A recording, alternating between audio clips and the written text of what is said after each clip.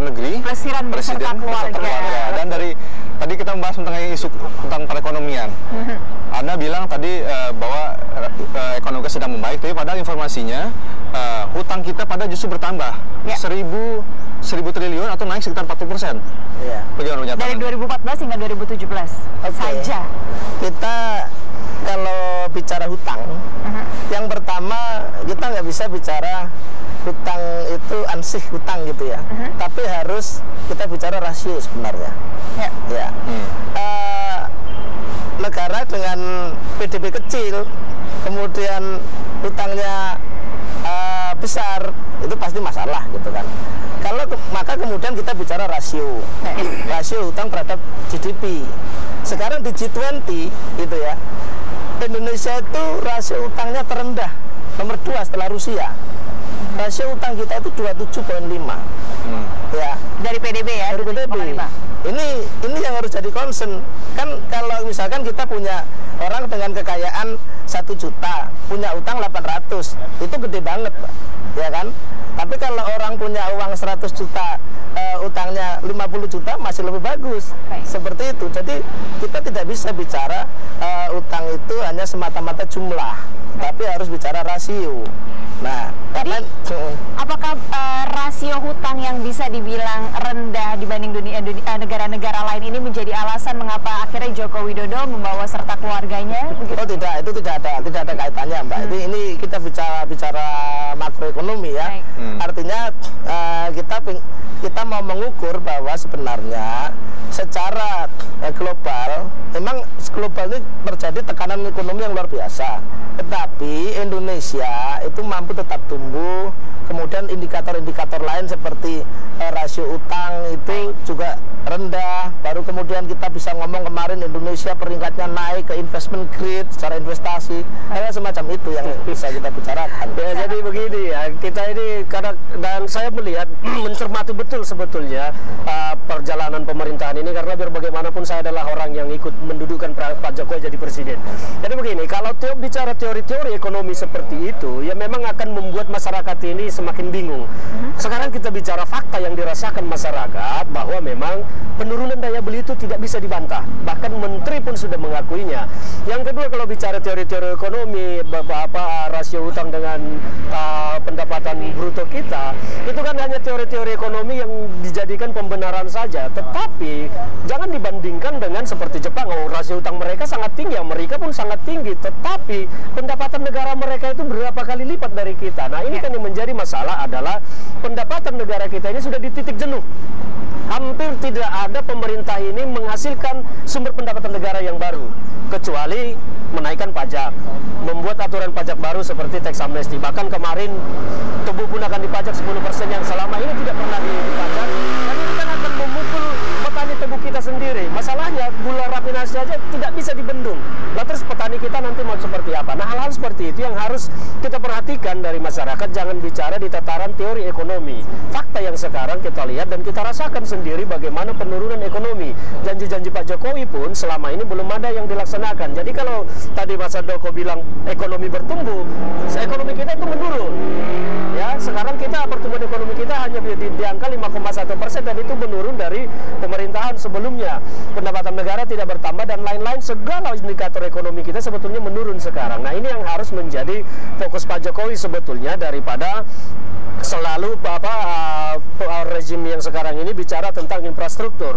Penyakit infrastruktur ini sekarang saya lihat menjadi penyakit yang sangat berbahaya sebetulnya ya, karena infrastruktur ini kan sifatnya jangka panjang, sementara masyarakat kita ini sekarang butuh sesuatu yang instan untuk menolong ekonominya. Nah, di infrastruktur ini jangka panjang nanti hasilnya, mungkin 5 atau 10 tahun ke depan baru terasa. Dan itu pun sekarang kan menjadi beban hutang kita yang mengakibatkan daya kemampuan APBN kita itu merosot. Tahun depan jatuh tempo kita, hutang kita sangat besar. Apakah itu akan ditutupi dengan penerimaan negara? Tidak mungkin, pasti akan berhutang lagi. Nah, yang ketiga tadi masalah peningkatan grade investment kita itu kan meningkat karena apa? Pertama adalah bunga pinjaman kita dinaikkan. Yang kedua, pendonor itu meminta jaminan. Dan itu alasan kenapa grade investmentnya naik, bukan karena ekonomi kita membaik gitu loh. Jadi ini rakyat kita kasih pencerahan yang jernih supaya mereka paham. Pak Handoko begini. Apa yang saya sampaikan itu adalah data-data yang kita bisa akses secara umum. Oh ya, data katanya seperti itu.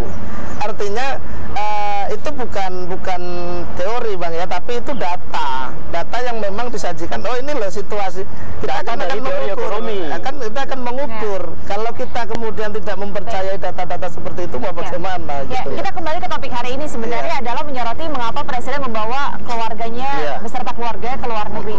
Bisakah dikatakan dengan kondisi ekonomi yang memang sedang menurun dan memang tidak bertumbuhnya ekonomi yang kalau dibilang Pak Ferdinand tadi bisa dibilang sudah ada di titik jenuh begitu ya. Ini apa dampaknya ke masyarakat bila hal ini terus terjadi, di mana di satu sisi Presiden terlihat membawa serta keluarga ke luar negeri gitu. Ya, kembali ke yang tadi ya, ini kan secara aturan tidak ada yang dilanggar. Tetapi dari sisi etika dan kepatutan ini kemudian menjadi bermasalah karena apa? Perasaan rasa keadilan sosial masyarakat itu terganggu. Mungkin kan nantinya akan ada gejolak masyarakat akan hal ini? Oh, itu tentu akan mengakibatkan gejolak sosial ya, dan mengakibatkan semakin membangkitnya ketidaksenangan dan ketidaksukaan kepada Presiden sendiri. Karena apa? Kita lihat sekarang bagaimana di media sosial sangat-sangat tidak berartinya seorang Presiden. Saya sendiri kadang-kadang kasihan, miris ya, melihat Presiden kita diperlakukan di media sosial itu sangat tidak terhormat sekali. Kenapa itu terjadi? Karena itu tadi, rasa keadilan masyarakat, rasa keadilan sosial masyarakat itu terganggu sekarang, dan itu akan mengakibatkan ketidaksukaan kepada Presiden. Nah, ketika ketidaksukaan kepada Presiden ini terus bertumbuh, ya kita bayangkan apa yang terjadi, kan perlawanan yang akan muncul. Karena di mana-mana ketidakadilan sosial itu pasti melahirkan perlawanan. Nah, ini yang kita khawatirkan, dampak-dampak seperti nanti di tengah masyarakat akan mengakibatkan instabilitas juga. Ketika instabilitas terjadi, ya kita semua tahu kan apa yang akan terjadi. Nah, itu yang harus sebetulnya menjadi fokus pemerintahan ini untuk bagaimana mewujudkan peningkatan ekonomi yang pernah dijanjikan, meningkatkan janji-janjinya daripada berada di tataran wacana. Karena saya agak-agak heran juga belakangan ini muncul wacana pemindahan ibu kota di tengah ekonomi kita yang sangat-sangat mengkhawatirkan. Saya nggak ngerti ini tujuannya apa gitu loh. Baik, mungkin kalau bahas soal itu kita nanti di dialog lain waktu. Pak Handoko mungkin menanggapi. Saya agak kurang sependapat kalau kemudian persoalan saya yakin ya, persoalan Presiden membawa keluarganya ini tidak akan menjadi problem serius bagi seperti Bang Ferdinand tadi, melukai keadilan masyarakat, tidak. Tapi saya bilang yang sangat melukai itu, sangat melukai rasa keadilan masyarakat itu ya sebenarnya kasus-kasus lain seperti korupsi. Kita bilang misalnya korupsi KTP, itu pasti. Bagaimana sekarang saya ngurus KTP aja dapatnya cuma kertas, nggak dapat kartu, gitu loh. Nah, hal seperti itulah yang akan banyak melukai. Nah, kalau hanya sekedar Presiden membawa anak, istri, cucu ke luar negeri, saya yakin masyarakat nggak akan terluka. Berarti menurut Anda tidak akan ada pengaruh gejolak sosial, gejolak ekonomi, itu tidak akan terpengaruh itu? Nggak akan. Terlalu jauh lah kita mengatakan hanya dengan ini Presiden kesini dengan keluarga, itu kan bisa saja menjadi perlawanan sosial ya. Terlalu jauh. Namanya pemicu itu, trigger itu tidak perlu sesuatu yang besar, yang kecil pun bisa terjadi. Kemudian saya sepakat tadi masalah korupsi itu memang yang melukai masyarakat, EKTP segala macam. Makanya ya kita juga minta Pak Jokowi untuk segera mendukung KPK, menetapkan tersangka-tersangka lain. Di situ kan ada nama-nama yang sudah disebut, bahkan kemarin ada yang vertigo karena cuma ceramah.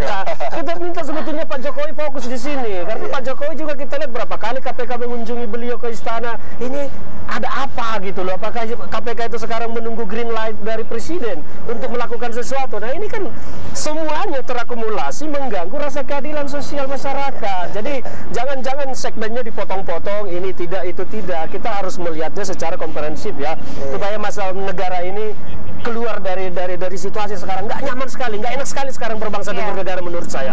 Sangat-sangat tidak enak. Presiden tidak dihormati di mana-mana. Kita melakukan ekonomi sangat sulit semuanya.